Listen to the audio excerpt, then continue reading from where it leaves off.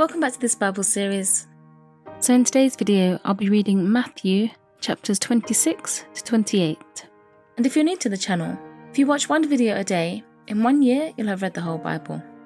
And if you'd like to check out any previous videos I've made to catch up, I'm putting them all into a playlist so it's easy for you to find in my channel. Disclaimer. So let's get reading. Matthew chapter 26 verses 1 to 75. When Jesus had finished all these words, he said to his disciples, "You know that after 2 days the Passover is coming, and the Son of Man will be delivered up to be crucified." Then the chief priests, the scribes, and the elders of the people were gathered together in the court of the high priest, who was called Caiaphas. They took counsel together that they might take Jesus by deceit and kill him. But they said, "Not during the feast, lest a riot occur among the people." Now when Jesus was in Bethany, in the house of Simon the leper, a woman came to him having an alabaster jar of very expensive ointment, and she poured it on his head as he sat at the table. But when his disciples saw this, they were indignant, saying, "Why this waste? For this ointment might have been sold for much and given to the poor." However, knowing this, Jesus said to them, "Why do you trouble this woman? She has done a good work for me. For you always have the poor with you, but you don't always have me. For in pouring this ointment on my body, she did it to prepare me for burial. Most certainly I tell you, wherever this good news is preached in the whole world, what this woman has done will also be spoken of as a memorial of her." Then one of the 12, who was called Judas Iscariot, went to the chief priests and said, "What are you willing to give me if I deliver him to you?" So they weighed out for him 30 pieces of silver. From that time he sought opportunity to betray him. Now on the first day of the unleavened bread, the disciples came to Jesus, saying to him, "Where do you want us to prepare for you to eat the Passover?" He said, "Go into the city to a certain person and tell him, 'The teacher says, my time is at hand. I will keep the Passover at your house with my disciples.'" The disciples did as Jesus commanded them, and they prepared the Passover. Now when the evening had come, he was reclining at the table with the 12 disciples. As they were eating, he said, "Most certainly I tell you that one of you will betray me." They were exceedingly sorrowful, and each began to ask, "It isn't me, is it, Lord?" He answered, "He who dipped his hand with me in the dish will betray me. The Son of Man goes, even as it is written of him. But woe to that man through whom the Son of Man is betrayed. It would be better for that man if he had not been born." Judas, who betrayed him, answered, "It isn't me, is it, Rabbi?" He said to him, "You said it." As they were eating, Jesus took bread, gave thanks for it, and broke it. He gave to the disciples and said, "Take, eat. This is my body." He took the cup, gave thanks, and gave to them, saying, "All of you drink it, for this is my blood of the new covenant, which is poured out for many for the remission of sins. But I tell you that I will not drink of this fruit of the vine from now on, until that day when I drink it anew with you in my Father's kingdom." When they had sung a hymn, they went out to the Mount of Olives.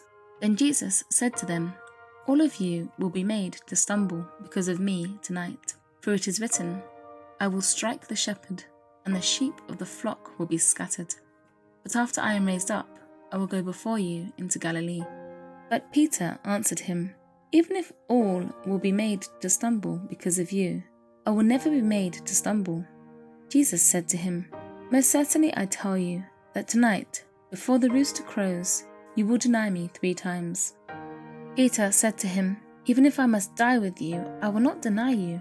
All of the disciples also said likewise. Then Jesus came with them to a place called Gethsemane, and said to his disciples, "Sit here while I go there and pray." He took with him Peter and the 2 sons of Zebedee, and began to be sorrowful and severely troubled. Then he said to them, "My soul is exceedingly sorrowful, even to death. "Stay here and watch with me." He went forward a little, fell on his face, and prayed, saying, "My Father, if it is possible, let this cup pass away from me. Nevertheless, not what I desire, but what you desire." He came to the disciples and found them sleeping, and said to Peter, "What? Couldn't you watch with me for 1 hour? Watch and pray that you don't enter into temptation. The spirit indeed is willing, but the flesh is weak."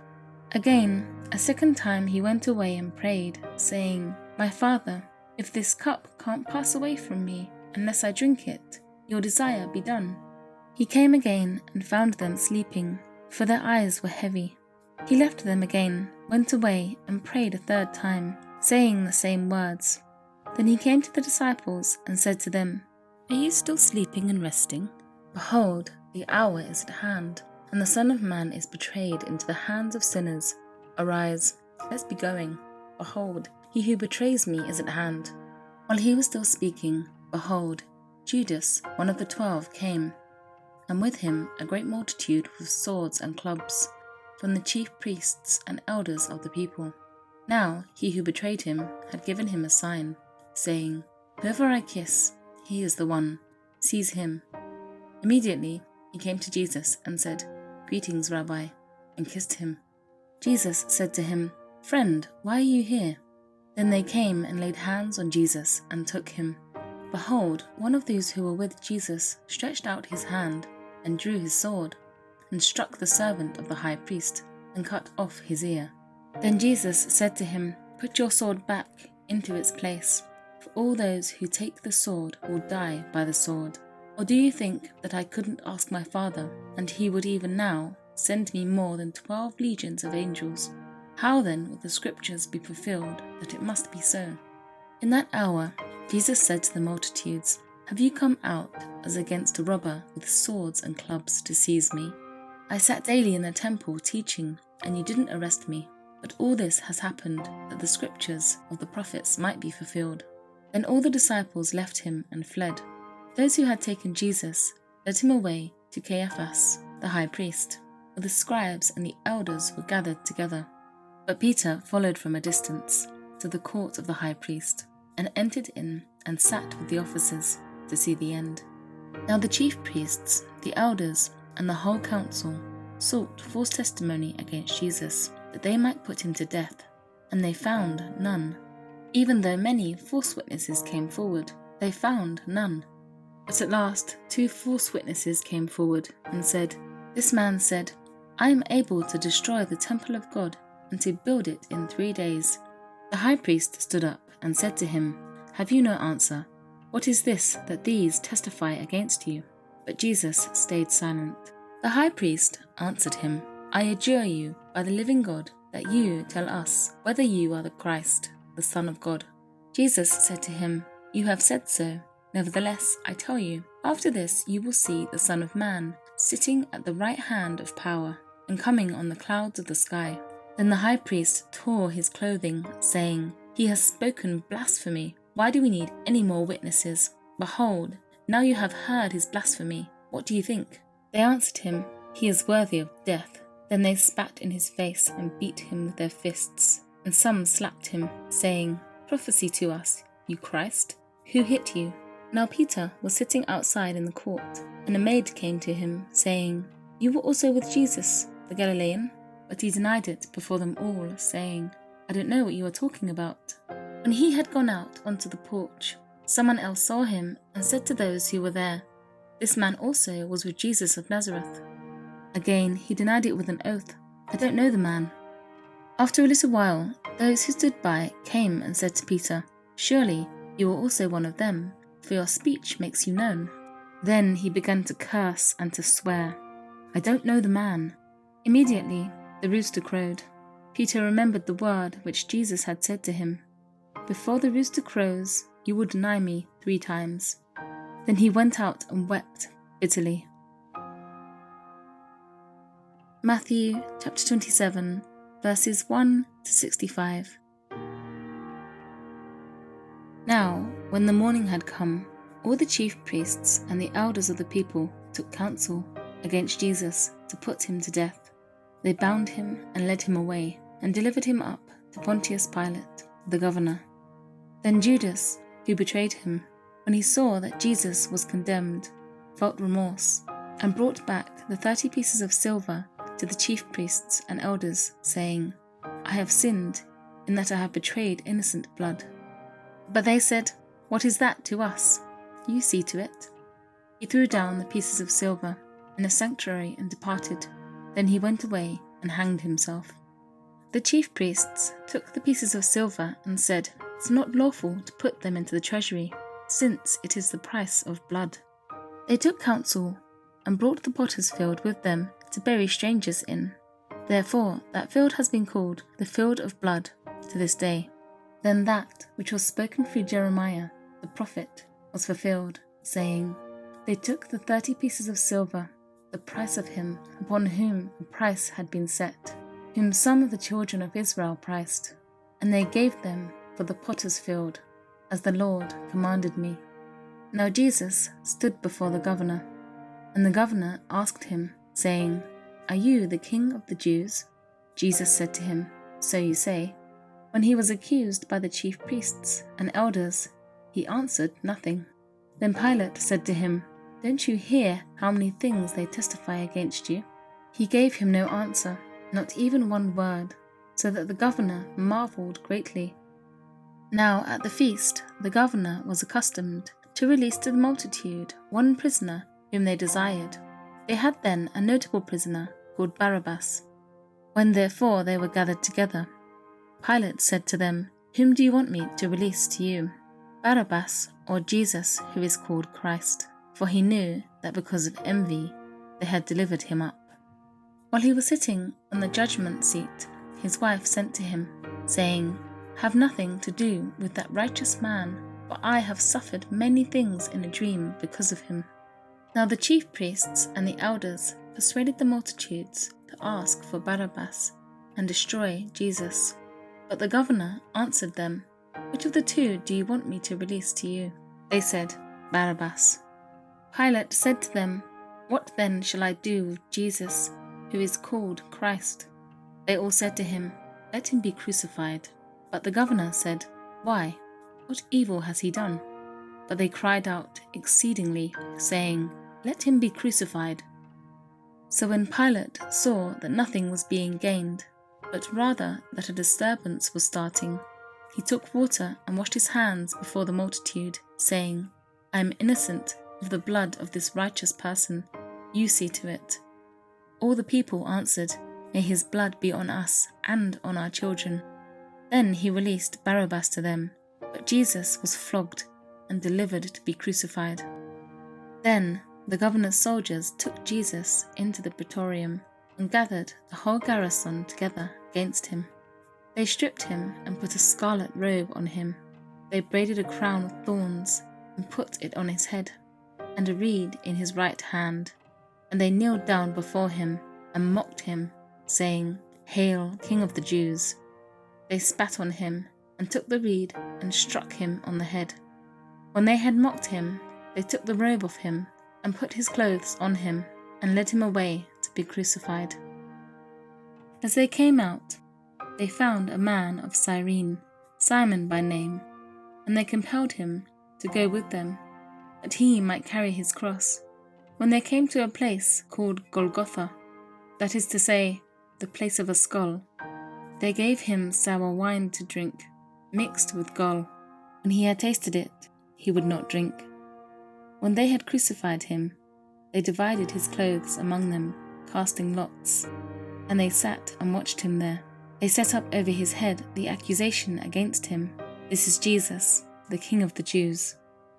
Then there were 2 robbers crucified with him, one on his right hand and one on the left. Those who passed by blasphemed him, wagging their heads and saying, You who destroy the temple and build it in 3 days, save yourself. If you are the Son of God, come down from the cross. Likewise the chief priests, also mocking the scribes, the Pharisees, and the elders, said, He saved others, but he can't save himself. If he is the King of Israel, let him come down from the cross now, and we will believe him. He trusts in God. Let God deliver him now, if he wants him, for he said, I am the Son of God. The robbers also, who were crucified with him, cast on him the same reproach. Now from the 6th hour there was darkness all over the land until the 9th hour. About the 9th hour Jesus cried with a loud voice, saying, Eli, Eli, lima sabachthani, that is, my God, why have you forsaken me? Some of them who were stood there, when they heard it, said, This man is calling Elijah. Immediately one of them ran and took a sponge, filled it with vinegar, put it on a reed, and gave him a drink. The rest said, Let him be. Let's see whether Elijah comes to save him. Jesus cried again with a loud voice, and yielded up his spirit. Behold, the veil of the temple was torn in two from the top to the bottom. The earth quaked, and the rocks were split.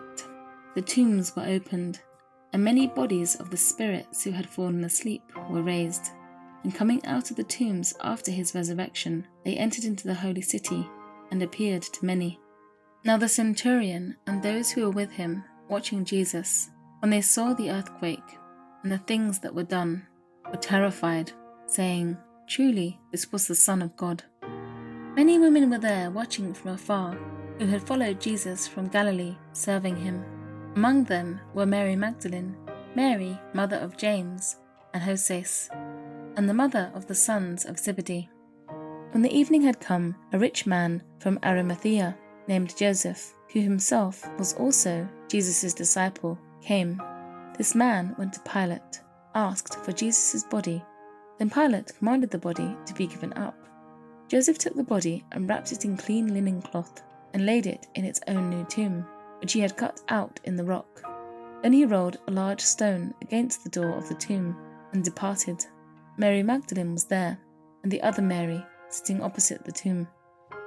Now on the next day, which was the day after the preparation day, the chief priests and the Pharisees were gathered together to Pilate, saying, Sir, we remember what the deceiver said while he was still alive. After 3 days I will rise again.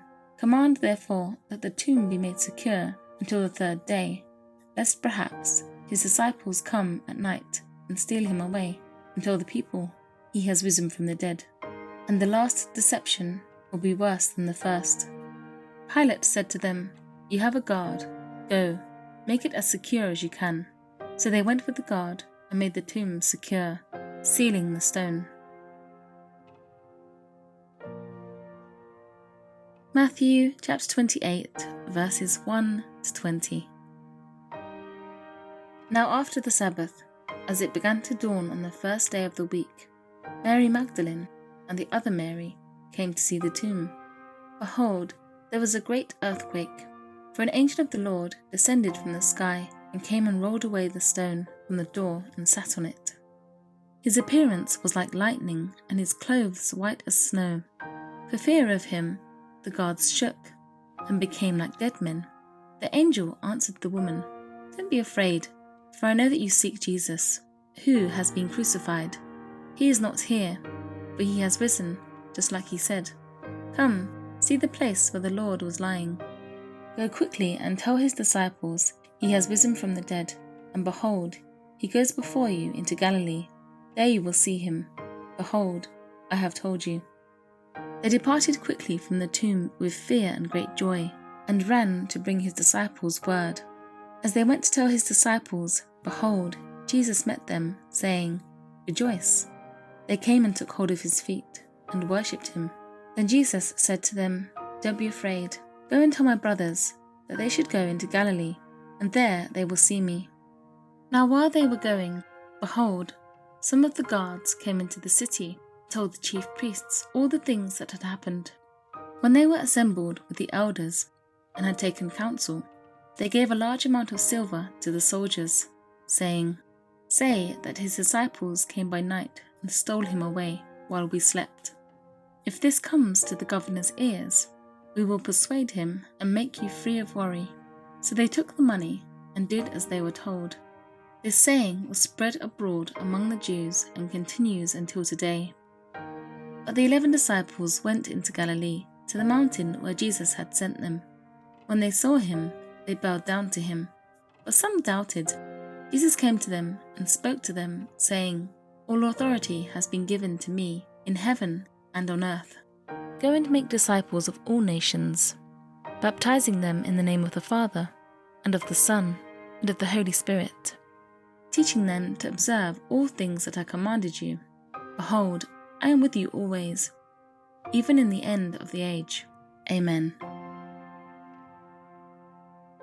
So that's it for today. But I just have one question that I kind of noticed while I was reading, and that's Matthew 28, verse 18, where it says, "All authority has been given to me in heaven and on earth." And I'm sure there's an answer for this, but I'm wondering who gave Jesus the authority, Anyway, bye.